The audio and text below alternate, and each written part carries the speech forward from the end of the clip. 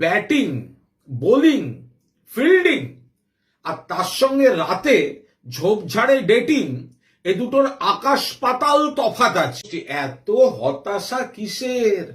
আপনারা তৃণমূলকে আক্রমণ করতে গিয়ে সোনার মেয়েদের কেন অ্যাটাক করছেন?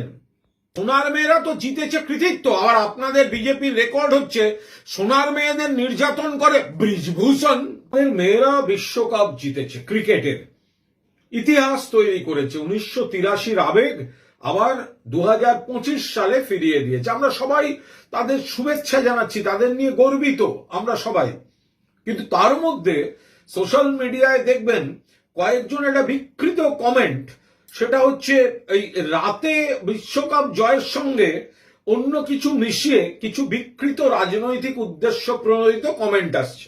যারা এগুলো বোঝেন না তারা তাদের বাড়ির বড়দের কাছে জেনে নেবেন, কারণ তাদের যা সংস্কৃতি তাতে ওই ঝোপঝাড়ে ডেটিং ফেটিং গুলো তাদের বাড়ির লোক বলে দিতে পারবে।